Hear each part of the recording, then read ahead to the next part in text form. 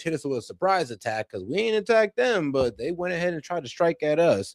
It does seem like those missiles or drones were intercepted, so thank God for that. So we're gonna go ahead and jump right into it with Trump on Fox News, guys, and make sure to double tap that screen, like the video, and also make sure to super chat in for any question, comment, jokes, or disagreements you want answered or read out loud. On this Tuesday morning, we are joined by phone with our President of the United States, Donald J. Trump. Mr. President, thank you so much for coming on. We know that you're meeting with Netanyahu and with Zelensky this morning. We saw them flying in yesterday. They're here because of Lindsey Graham's funeral. And Lindsey was your friend. He's a critical piece of our country for many reasons, but mainly for his relationship with world leaders. How are you feeling about losing your friend? And where do we go from here? Well, he was a great guy. He was a great politician, actually. People don't understand. He really was. He was able to bring people. It was crazy. He's like, look, I don't like speaking ill of the dead. So what I've heard that Lindsey Graham was actually a pretty good guy. But, bro, that man's foreign policy, that man's politics was atrocious. It cost about millions of people to die. But regardless, R.I.P. Lindsey Graham.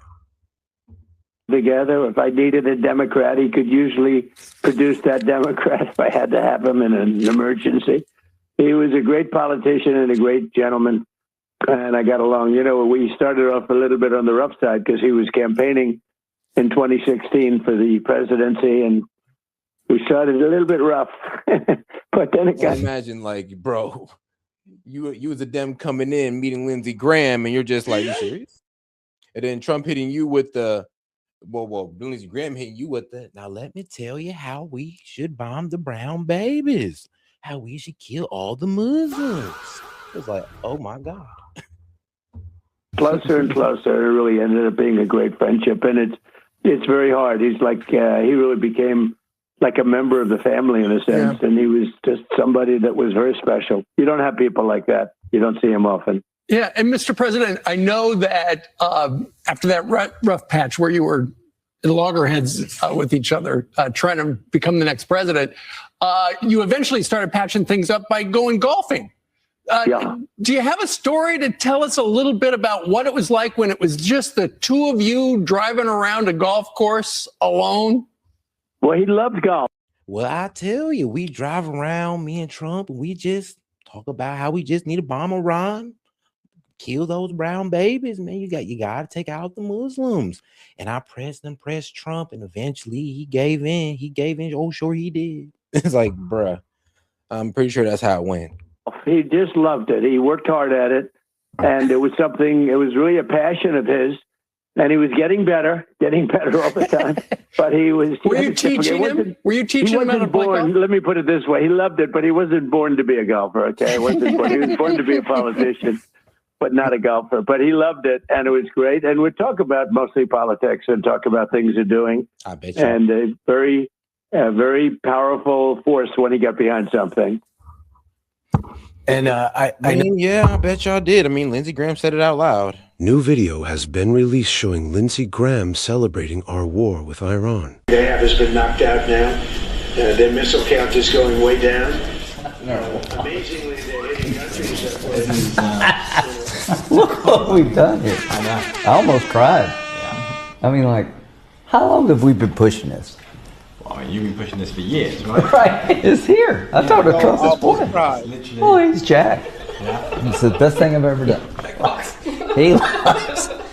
He loves blowing stuff up. So, you know, there are a lot of people inside didn't want to do it. So I had my challenges. But President Trump, when he gets into the zone, he listens, he asks good questions, you know, no tweeting. He has done he hadn't tweeted much at all, no drama. He's been a great wartime president.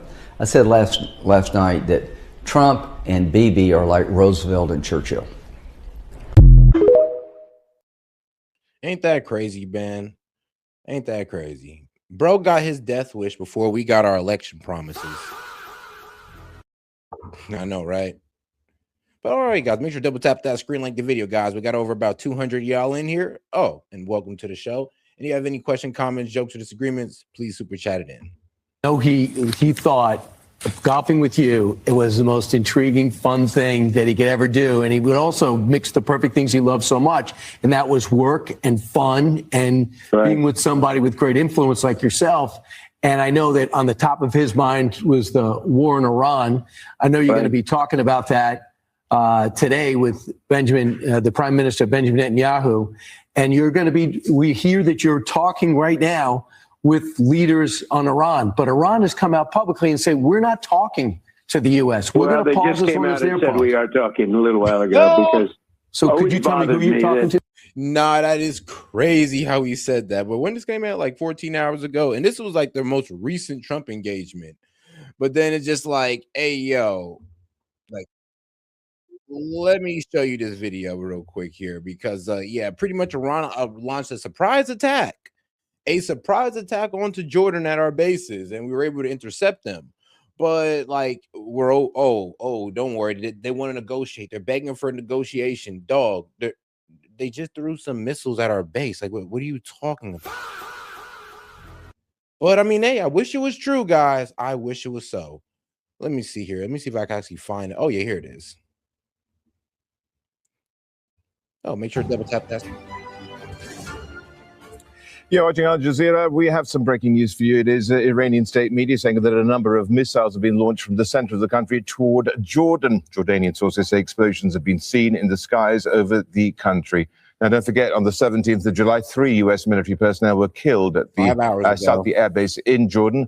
We'll have more on this story, but at the moment we have the U.S. military saying that at 5:45 p.m. Eastern time. Can you imagine that? So Trump does this interview 14 hours ago, guys. And then pretty much like 9 hours later, Ron's like, oh, okay, you think we're talking? Yep, we're about to go and fire off these missiles. Crazy. And here's the thing, I'm pretty sure they're pissed off because it's like, yo, Ukraine just struck us in the Caspian Sea. You ain't chastised them about that. You actually pretty much celebrated it, or you're pretty much not even like pressing them about it. Then you got Bibi over here like trying to juice you up into going back into the war. You literally said it on Fox News out loud 9 hours before the strike. Yes, Donald Trump said on Fox News out loud, hey, yeah, Trump, like Bibi wants me to get back into it.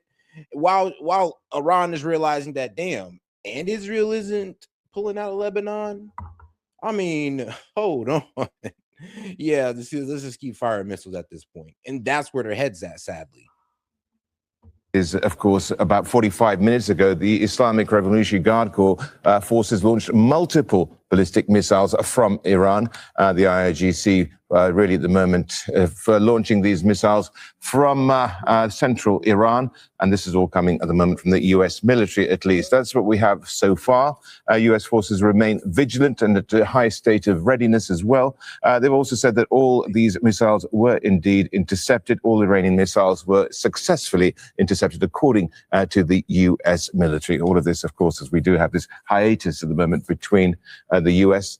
and Iran in terms of open conflict, at least, but we have several ballistic missiles reportedly being fired at U.S. bases in Jordan, and air defenses were activated, and all Iranian missiles were successfully intercepted, according to the U.S. military, at least. That's what we have at the moment. Okay. Let's see what else we can actually come up with here as well with regards to this attack taking place from central Iran, allegedly. We have at the moment... So, yeah, you kind of see the problem here with Trump just coming out and going like, oh, yeah, what you mean? We're negotiating a ceasefire. They're begging for a ceasefire. And then, of course, 9 hours later, Iran fires on Jordan. I mean, oh, yeah. And here's the thing. Like I said, we just had Zelensky and Bibi over, the two leaders that they're pissed off at the most, by the way, because Zelensky just tries to pretty much involve himself in the war by striking an Iranian ship and killing somebody. And then, of course, he got Israel over here refusing to abide by anybody, even the memorandum of understanding that they pretty much fucked for us by retreating out of Lebanon. They just won't do it. But, hey, it is what it is. All right, though, let's get back to Trump. Here we go. Oh, guys, make sure to double tap that screen, like the video. President? For some reason, we can be in the midst of a beautiful discussion, and they'll come out and say, we're not talking, or we didn't discuss nuclear. Well, that's all we discussed, because they'll never have a nuclear weapon. They understand that. And we have had some very good talks, and very interesting with Lindsey. He was very much a hawk, as you would say, on Iran. And over the last few weeks, I would say that he became like, if you could make a deal, it's better making a deal in this case than just destroying the rest of the country. We've destroyed most of it, frankly. But he was somebody that said it's a good time to make a deal. Nice time to make a deal. What does a good deal look like? Now, I wouldn't say this. Trump. Come on, Trump. You know that is not true. I'm gonna be so real with you. That don't even sound like Lindsey, bro. Even in Lindsey's last speaking engagement, he was talking about, oh, yo, we can't trust the Iranians. We can't trust them inside or outside of a deal. Trump needs to finish the job. He was one of the main pushers of finishing the job. So what do you mean? He was like, oh, all of a sudden, Lindsey was actually being reasonable with Iran. He was like, you know what? Maybe we should stop. Maybe we should stop trying to kill all the brown babies. Maybe we should stop trying to kill all the Muslims for once, Trump, because it's just not working. I doubt Lindsey Graham did that. I'm be so honest with you. Necessarily, he feels that way about Ukraine. He's very militant about. I mean, Lindsey liked war, to be honest with you. Okay, I said, you're a nice guy. How come you like war so much? He was a guy that liked war. I jokingly say, and there's nothing funny about it, but he's never seen a war that he didn't like. He was very much. Bro, this man Trump is hilarious. This man is being so accidentally honest. He's kind of reminding us why we should not like Lindsey Graham while trying to mourn Lindsey Graham. Thank you for reminding us, Trump, that yes, he was a warmonger. He did drag us into a lot of wars, and his main concern for dragging us into those wars was Israel. Whoops. Not, the U.S. He didn't do it for U.S. interests. He did it for Israeli interests. So let's never forget Lindsey Graham, the best politician ever for Israel. Not America, but most definitely for Israel. Into that, and for good reason. He felt that way. Some other people feel that way, but he was very strong on the military. And I built a great military, and he helped me. We built it during my first term, and we use it now. But I built a great military. His sister Darlene was interviewed recently. You probably saw that with Sean Hannity, and she said. Yeah. He didn't love war. He loved peace and he loved the end of war, but sometimes war is necessary. You say that Iran will not have a nuclear weapon. There are reports now that Netanyahu is going to talk to you about ongoing excavation at Pickaxe Mountain, construction vehicles entering and exiting tunnels, paving new access roads. Satellite imagery and intel indicates that Iran is actively constructing and fortifying Pickaxe Mountain. How will we respond? Well, I don't need Bibi to tell me.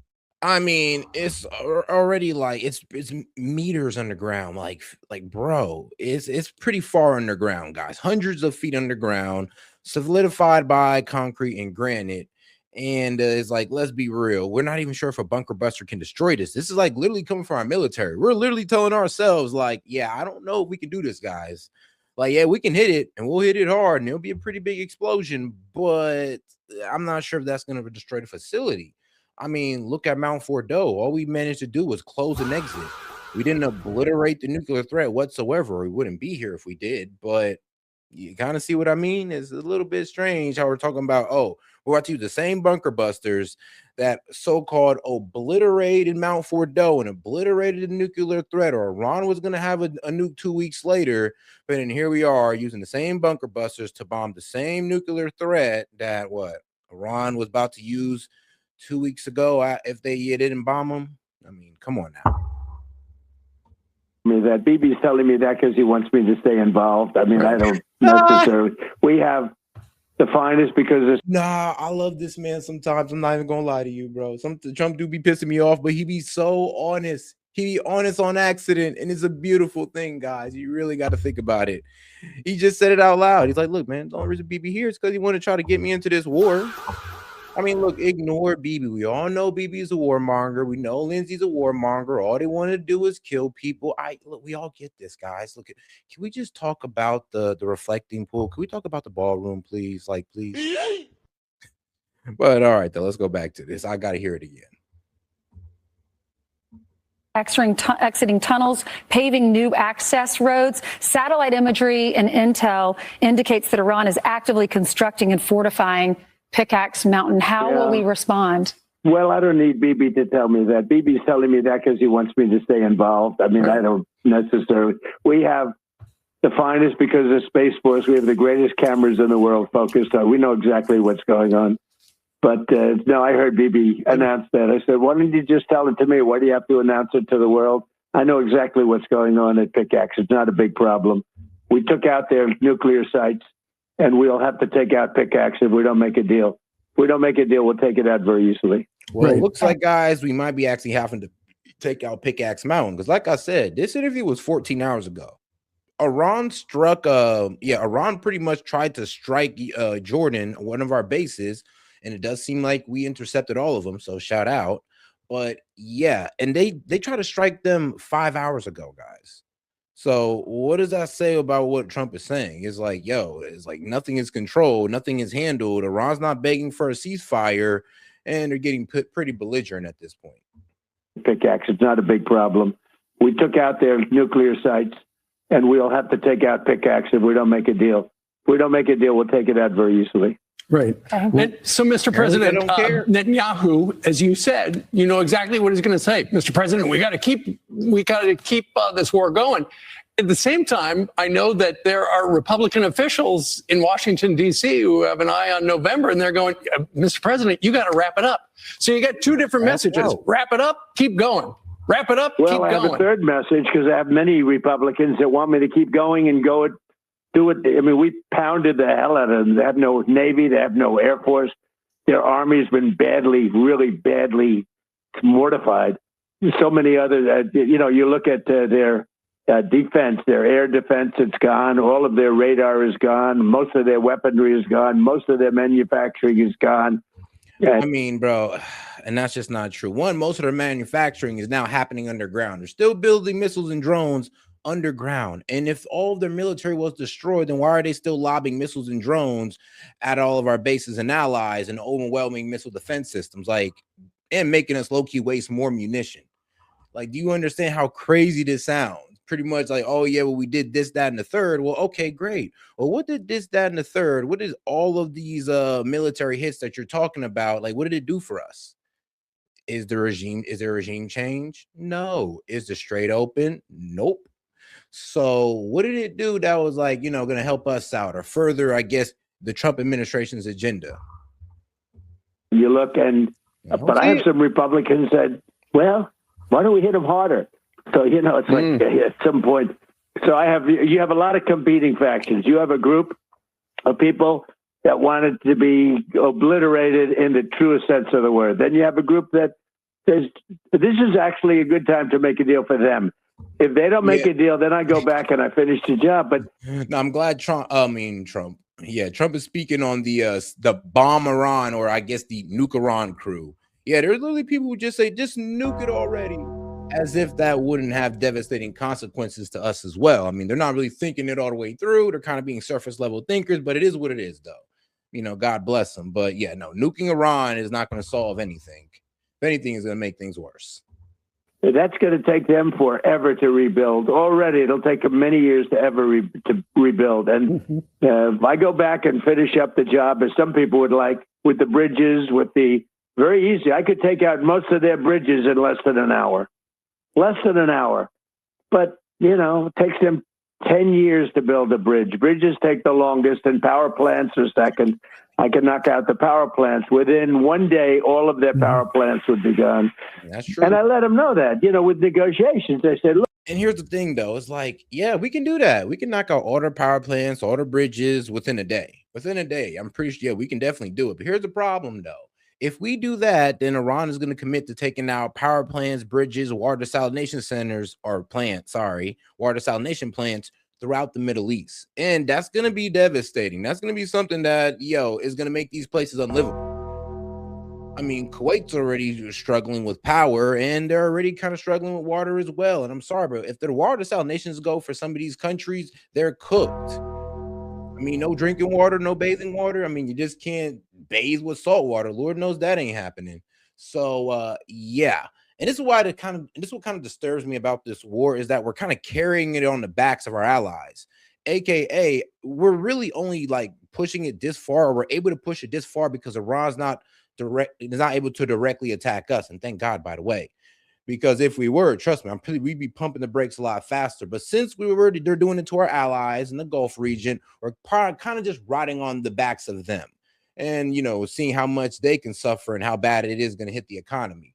Which you would think that the leadership would understand this fully, but I mean, look, they want Iran so gone that they're kind of like not even really like seeing what they're doing here or what they're walking into, which is a global economic collapse and possibly our currency as well, and a complete destruction of the Middle East, because they'll be ever thrown into civil war because there'll be a famine set in because there's no water desalination centers.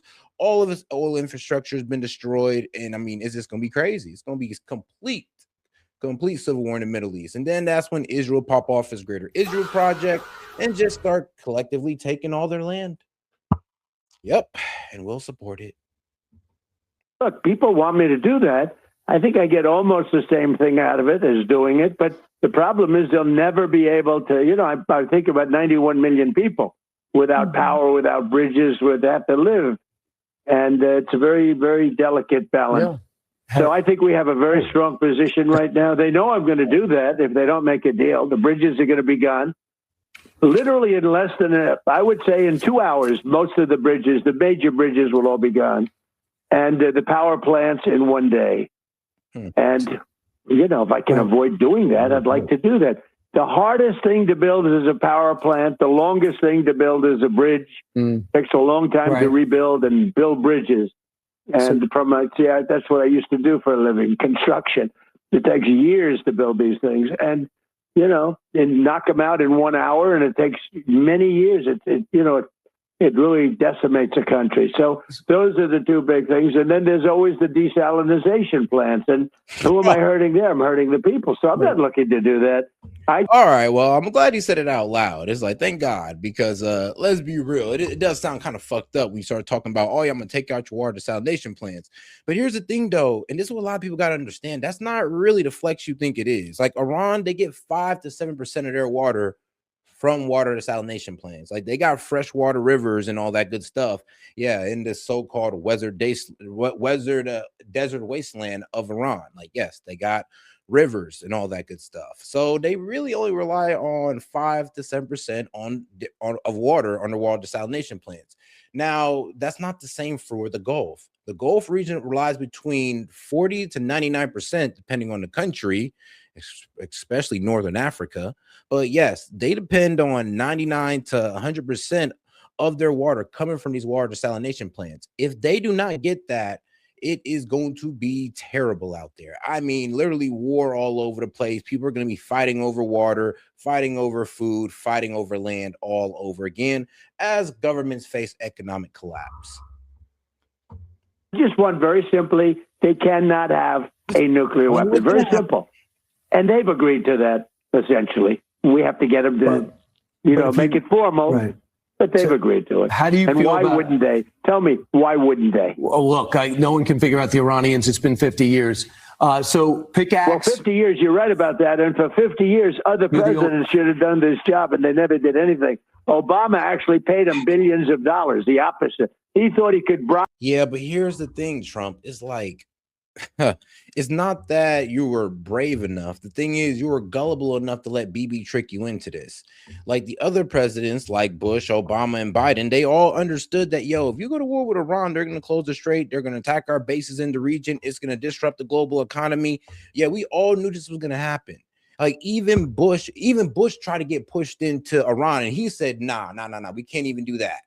Like Iraq, Afghanistan, we thought that was going to be easy, and that didn't go our way. What makes you think that Iran's going to go our way? So like I said, it's literally insanity, to push for this war, because when is effing around in the Middle East ever worked out for us? His way into friendship, and they went out and tried to develop nuclear missiles and nuclear weapons from it. So, for 50 years, every single president should have done something, or other countries, you could say too, not just the United States. It's always the United States, but for 50 years, other presidents, they kept saying 47. So it's really 50 because they've been saying 47 years for 3 years.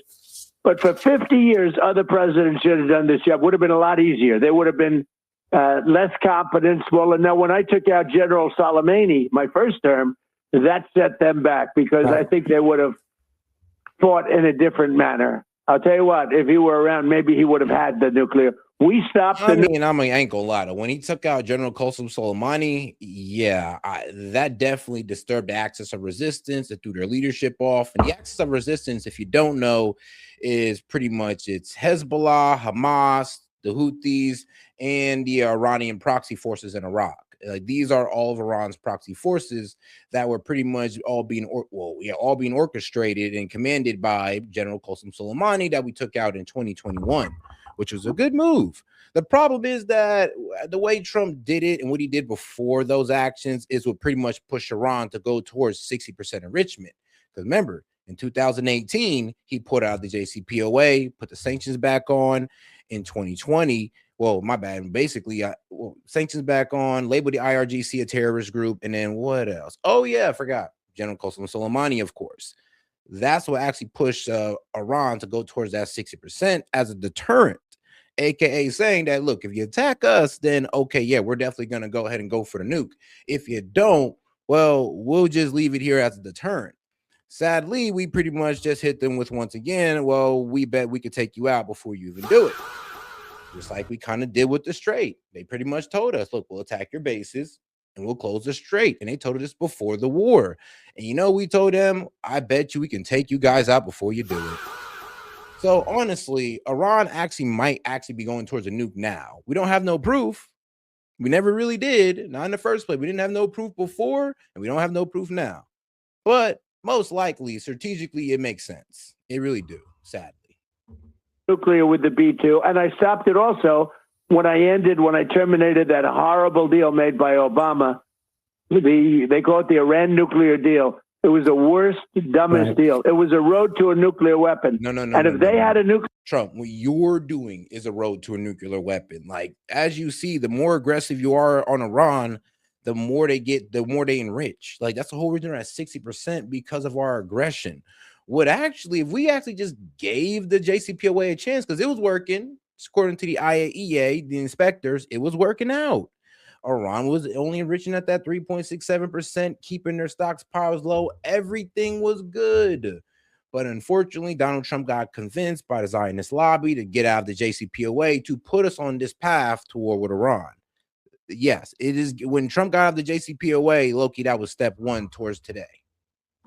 Nuclear weapon, you wouldn't have Israel around. Frankly, if I weren't president of the United States, Israel today would not exist. So it's been said by military people, you know better, that for the 14 days that you hit him was relatively surgical, was focused basically around the Strait. But to amp it up, you needed more of your material in the region, and it's arrived. Has Admiral Cooper given you the type of plan that you believe will be effective in essentially destroying their nuclear, stopping their funding of proxies, as well as their ballistic program? Have you seen that on paper? Well, it's already been mostly done. Look, we have a blockade up there right now, and only ships that we want to get through.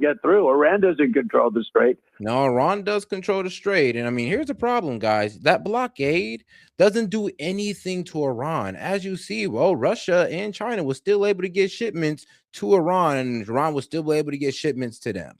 And if you're wondering, like, Seth, well, how is that so? Well, let me go ahead and take you to a map, my friend. So here it is. Shout out to a map of the Middle East and basically Northern Africa. But let's go ahead and get into Iran real quick. Right now, as we move into Iran, you see this little body of water right here. This body of water is called the Caspian Sea. And this is where Ukraine, these guys, pretty much decided to strike Iran all the way over here in the Caspian Sea. And what is linked to the Caspian Sea? Russia is linked to the Caspian Sea. So yeah, through northern Russia, Iran can go ahead and get their supplies. So yep, here's Iran, Caspian Sea, right into northern Russia. And this is also why Ukraine, because they're right here, is able to send that drone right over into the Caspian Sea and striking that Russian vessel. Now, can Iran attack Ukraine? Not really. They would really have to use one of their best missiles. They really would. And it's like all the way out there. But let's be real. This does kind of drag them into it a bit. But this is one of the reasons why the blockade wasn't working. Because one, Iran was still able to get supplies, intelligence, missile components, more drones, all through the Caspian Sea from Russia. And I mean, what you think we're going to do? You think we're going to bomb a Russian vessel? Of course not. Of course we wouldn't do something so crazy. And then, of course, if you back out again a little bit, you can go ahead and go over to an ally of Iran, which is Pakistan. And they can go ahead and travel through Pakistan and make their way over into their second biggest buyer, you know, the one, the only, we hate them, but the communists love them, China, right there. So, yeah, that's the problem with the blockade. It doesn't really prevent Iran to getting to their biggest buyers. I know, right? It sucks. And we're wasting fucking money, but all right, it is what it is. My bad. We control the strait. Now, they can drop a couple of mines in there and screw things up, but we control the strait. Our Navy is incredible. Not one ship has gotten to Iran during any time where we had the blockade. So we had the blockade. Right. We had the confines of a deal. I set the blockade back, but I didn't take it away. The ships were not far away. But ships are not getting through now. And then I had to bring it back.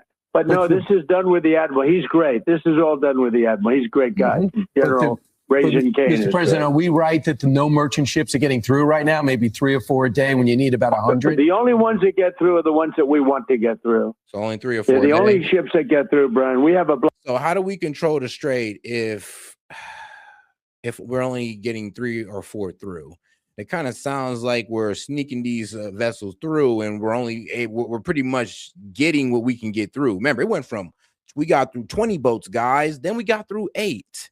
Now we're talking about like what, 2 or 4? Do you see the problem here? Yes, Iran controls the strait, because if Iran says the strait is open, you're gonna have like 80 to 100 of these mugs moving through. But if they say it's closed, well, as you see, yeah, you start seeing things dwindle down to what, 28 to now 2 to 4 that for some reason Trump wants to brag about.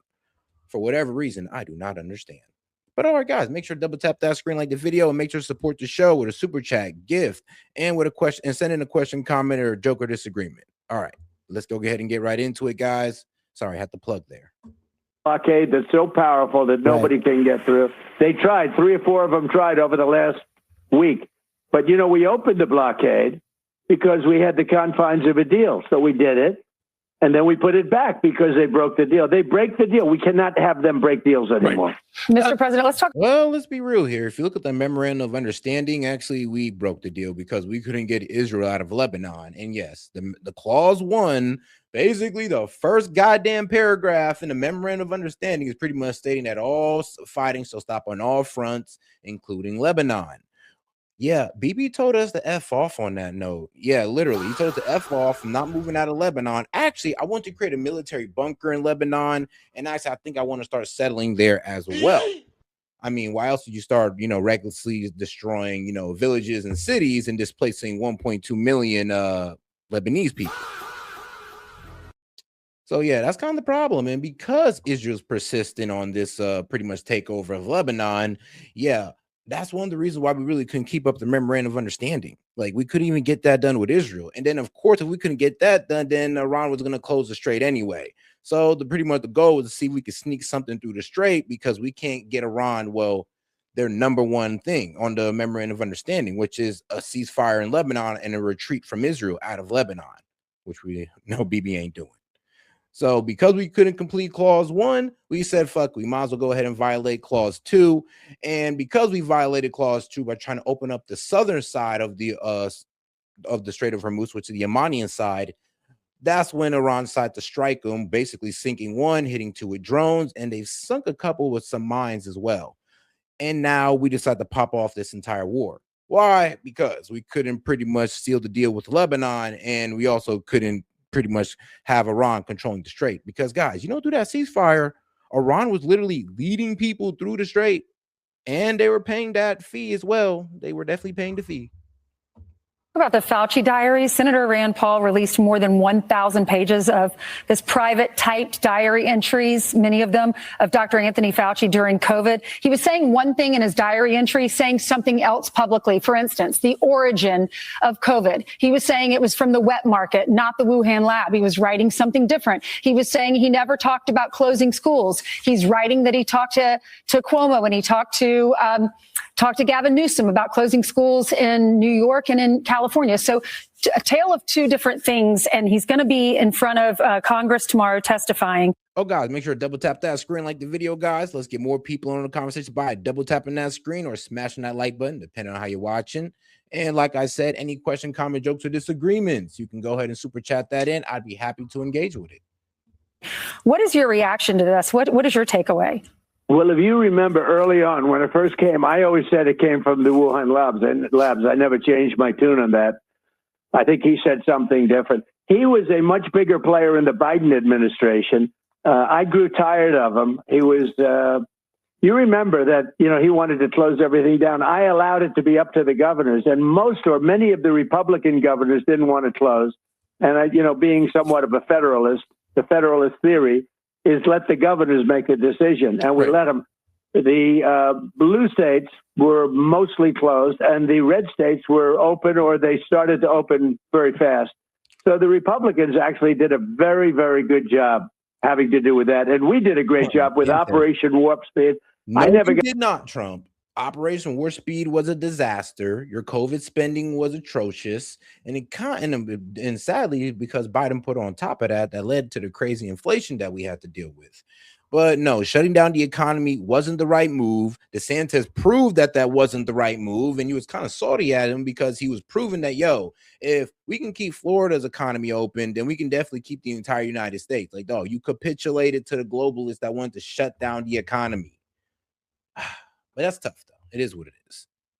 Got the credit that we should have gotten. I got a lot of credit for a lot of things, to be honest. The military, the rebuilding, all the things we've done. The economy, with the best economy in the history of our country in my first term. This is going to be better. As soon as this little situation gets worked out, I believe it's going to be better. It already is better. We're hitting, just today, we're hitting new stock market highs every single day. We're up to almost 80 of them, 80 days in a year and a half. 80 days hit new stock market highs.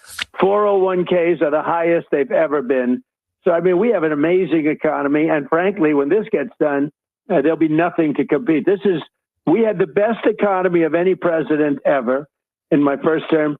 I believe this is going to blow it away. Mr. President, you also get credit for Operation Warp Speed, which got a lot of critical stuff that we needed at the time to the American people. In this, thank you, Steve, for that. Oh, Steve, absolutely. Thank you. Operation Warp Speed is considered one of the greatest. If you didn't shut down the economy like you did, you wouldn't have to do all that exorbitant spending, and then we wouldn't have to deal with that inflation later on during the Biden years, especially since Biden wanted to add it on top of that. So, no, Operation Warp Speed. Oh, yeah, and the way you pushed out the vaccine was absolutely insane. And then the censorship around the vaccine that came in with the Biden administration was also insane. So, it kind of just led to what led to the vaccine regime, which was pretty much dominating all over social media. Like, if you question the vaccine, you was going to lose your channel, like, quick. Things that anybody has ever seen a president do. And a lot of people say that, but they don't say it publicly, and I appreciate you saying it. No, you get credit. And I like your son, okay? I like your son. You always keep him on his toes, I'll just say that. So, Mr. President, given the fact that, you were heavily invested because that was at the end of your first term with COVID, in this private journals, he has some very unkind things to say about you. He disagreed with your approach, was different than his. Because he wanted to close everything down, and I didn't. Absolutely. But given what you know now... Had I taken his advice, the whole country would have been closed down, and much of the country was open because I didn't close it down. What I did do, though, is... Come on, bro. Even the Fox News hosts know that y'all lying. It's like, bro, come on. Only Florida low-key stood their ground. Only Florida. So shout out to Florida. And that's the reason why a lot of people respect DeSantis, because he held ground while everybody was telling him to shut down. He stayed open. And because of that, I'm gonna be real with you. Like, his economy didn't flop. COVID wasn't, it still hit him, but it didn't hit him as hard as these guys who actually were locked down. So did it really matter?